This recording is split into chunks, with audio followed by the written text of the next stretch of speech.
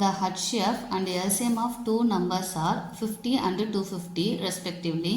If the first number is divided by 2, the quotient is 50. The second number is, அப்போ இங்கே என்ன கொடுத்துருக்காங்கன்னா ஒரு ரெண்டு நம்பரோட ஹெச்எஃப்பும் எல்சிஎம்மும் கொடுத்துட்டாங்க. அதில் ஒரு ஹிண்ட் நமக்கு என்ன கொடுத்துருக்காங்கன்னா ஃபஸ்ட் நம்பரோட டிவைட் பண்ணுறப்ப 2ஆல் டிவைட் ஆகும் அப்படின்னு கொடுத்துருக்காங்க. அப்படி 2ஆல் டிவைட் ஆகிறப்போ அதோட ஆன்சர் என்னென்னா 50 வருதுன்னு சொல்லியிருக்காங்க. ஸோ இதுலேருந்து நம்ம செகண்ட் நம்பரை கண்டுபிடிக்கணும்.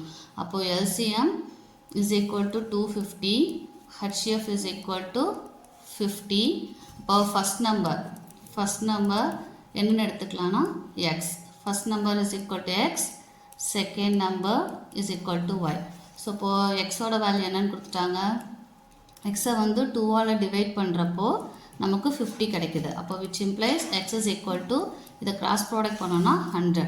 செகண்ட் நம்பர் நமக்கு தெரியாது, ஃபைன் பண்ணணும். அப்போது நமக்கு என்ன ஃபார்முலா தெரியும்னா product of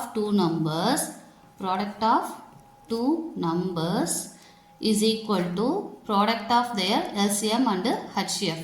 ஸோ அது ரெண்டுக்கும் ஈக்குவலாக இருக்கும். அப்போ ப்ராடக்ட் ஆஃப் டூ நம்பர்ஸ் என்ன எடுத்துக்கலாம், x into y is equal to LCM into HCF. இங்கே நமக்கு எக்ஸ் தெரியும், எக்ஸோட value 100 into y is equal to HM LCF என்னது 250 இன்ட்டு 50. ஸோ இப்போ இந்த 100 ஆப்போசிட்டில் போச்சுன்னா டிவிஷன். இப்போ 250 இன்ட்டு 50 பை 100.